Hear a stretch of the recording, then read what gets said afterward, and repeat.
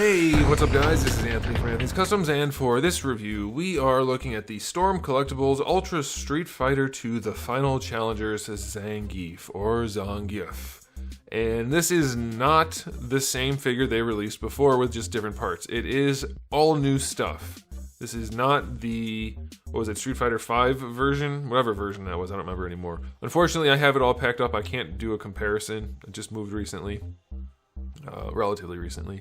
But this figure is, like I said, it's entirely new. If you want to see the other review, you can do your own comparison. It'll be right up there. I've done height measurements, and I will have done height measurements in both reviews. Detailed analysis of both figures. You should be able to make any comparisons you need to through that. So let's go ahead and get this guy off the stand and take a closer look. This guy stands to the very top of his head, just about 22 centimeters, and that's going to make him pretty close to, let's say, 8 3/4 inches. It's very, very close to that, and it's a very nice looking figure. But before we get into it, let's do a question of the day. Who do you want Storm to make next for Street Fighter? No other properties, just Street Fighter. For me, I really want Blanka and Vega, specifically, but also Balrog. Is that everyone from the original batch? I think it might be at that point. I want those guys. I want them bad. Especially Vega. That would be a fun one. And Blanka. And Balrog. All of them. Okay, so let's talk about the aesthetics on this guy. One of my favorite things is that there is a lot of shading throughout. It's very subtle, so you might not be able to tell on camera, but there is shading. Plenty of shading throughout. It's very, very subtle, though. It's probably most noticeable on the back. Again, maybe the studio lights are washing it out, but it looks wonderful. It's very nice. It's exactly how you want to do shading on skin. You want to make it a little bit warmer color-wise, and then a little bit darker, and it works perfectly. And this is exactly what you want. It's kind of a pinkish, not really pinkish, but sort of pinkish shading, and it looks really good. The paint job for all the scars, also very good. The hair is a separate piece. That's a good thing. The face is done really well, and we have a few faces. We'll look at those later. But it's super clean. Very nicely done. I love it. The trunks are done well enough. There's a little bit of like a wash or something going on there, so that's okay. Boots, pretty good. There's a little bit of a wash going on the top part, but not on the foot part, so that's not great, but it's also not super noticeable.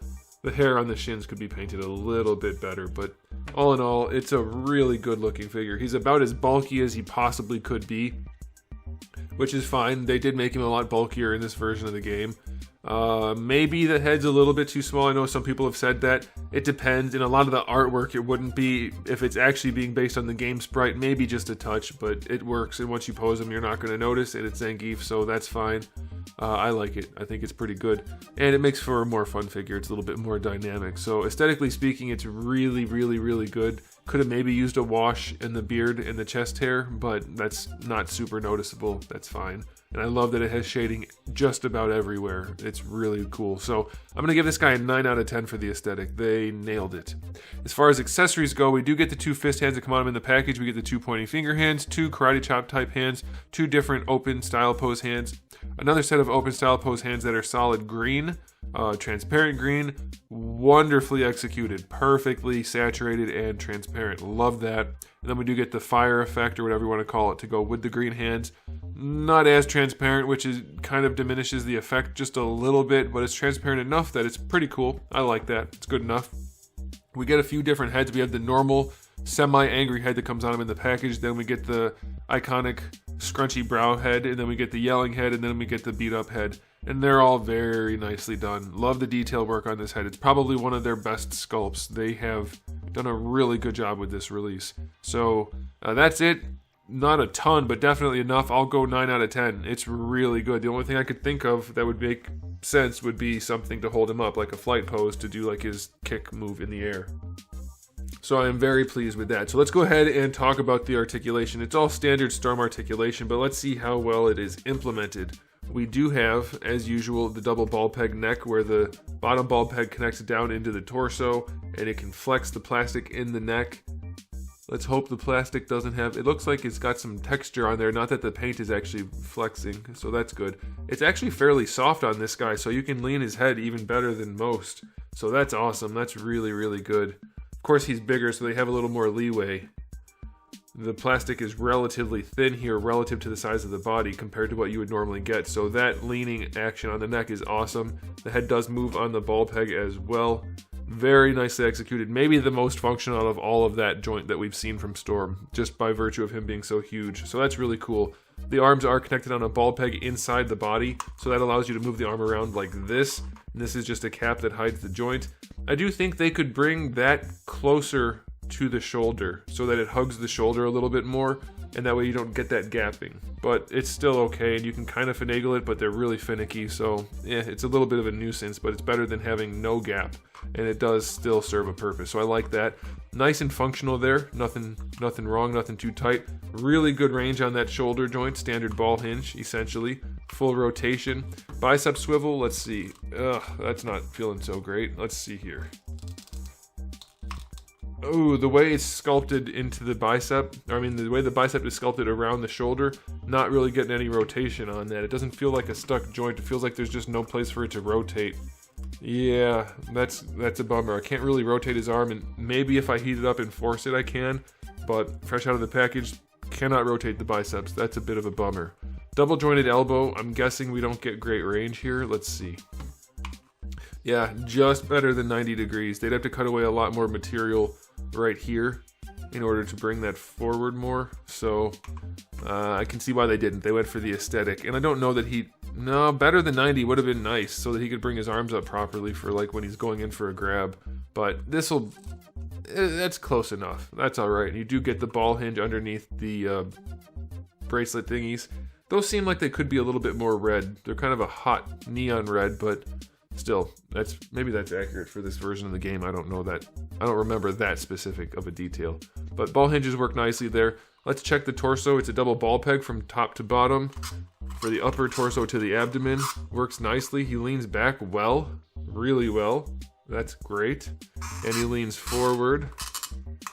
I know you're hearing a lot of squeaking, but it is functional, so that's fine. He does lean forward. You're going to definitely get some gapping in here. I don't know. I guess that's okay. You're going to always get some gapping when you have that much range, so it's not too bad. That's fine. Side to side. Side to side works really well. I like that. You do get rotation on that, of course. And then for the lower torso, you have another ball peg that lets him lean even farther back and farther forward. And side to side is definitely going to be limited by the hips, so that's definitely limited. You do get your rotation though, so that is cool. Now the hips on this guy, they're going to be a lot more limited than you want them to be because of how bulky they are and the fact that we have a big crotch piece. So let's see. Going out to the side should be the easiest thing, so we'll try that first. That feels like as much range as we're going to get, which should be enough. That should be enough for him to do a high kick to the side if you want him to. Definitely can't do the splits, but he's humongous, so that's understandable. So that works out to the side pretty well. Going forward, it definitely crunches up his diaper in a bad way because they added this piece down here to hold the diaper in place. I guess they didn't need to do that. They should not have that piece in there. That flesh tone piece, it doesn't serve a purpose. The diaper's not going anywhere. It doesn't even key onto it, so that's not great. Don't like that. Let's see if there's a way. If I do it... Yeah, you can kind of finagle it and get the leg up higher, but it's not going all that high. He's just got too much mass in those thighs. It works well enough, like it's surprisingly okay. I thought it was going to be a little bit more of a nuisance. It works okay. It's just not anywhere near as good as it could be if he wasn't so bulky. The butt scrunches up plenty to bring the leg back, so if you really wanted to do a kick... Let's see. Yeah, you can get him kicking up pretty high, but the way the diaper stretches because of this piece, it's not a great situation. So, somebody who was gutsy enough could probably go in there and cut that piece out, but be very careful you don't break your finger trying to get to it. So, we have some limitations in the hips due to the diaper. I'm probably not going to pose him doing any kick moves anyway, because they're not as interesting, and they're not like his iconic things as much. Thigh swivel's fine. Double jointed knee, definitely limited to about 90 degrees. He's chunky, so I get it. Not too ugly, that's okay. For the ankles, we go pretty far back. That should be more than enough. And going forward is basically 0. I really wish they would give us more range going forward. They need to figure that out. These are action figures. We need that. The toe hinge is helpful, And his is actually big enough that it's functional, so I like that. I wish they didn't cut out the sole. You don't need to do that. But yeah, his is one of the better toe hinges, so that makes up for the ankle limitations. But that's 0 range going forward. And even humans who are a lot more limited than I want the action figures to be can go farther than that. So that's kind of a bummer. Ankle rocker is sufficient enough. It doesn't have, I mean, it comes off at a bit of an angle more than I would prefer, and there's no rotation at the shin, so you're kind of stuck with it, but it's there, and it's okay. So this thigh swivel is a little bit loose. So otherwise, his articulation is pretty solid. Definitely some hiccups here and there, mostly due to his size and just limitations in that regard, but it's pretty good overall. Like, there's no glaring issues. I think I like it a bunch. I'm going to give the articulation. I hate the way this happens, though. The way the diaper gets stuck on the leg, but you can just fiddle with it and get it working. So, yeah, I'm going to give the articulation overall a 7 out of 10. He is limited by his size, but that's why they get paid to make action figures, to figure that kind of stuff out. So, it's fine. Obviously, it's still a 7 for articulation, but he could have much better range. So, final verdicts on this piece. It's one of their stronger releases for sure. Definitely from an aesthetic perspective. The accessories are definitely good. Really nice head sculpts. The green hands are awesome. Again, paint job's really good on this guy. Articulation's definitely enough. It could be better, but definitely enough. I'm going to give this an overall rating of 9 out of 10.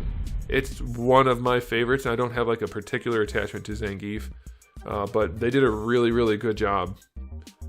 Their bulky styling is definitely well suited for the big guys like this, and they mostly knocked it out of the park, so that is awesome. There it is, guys.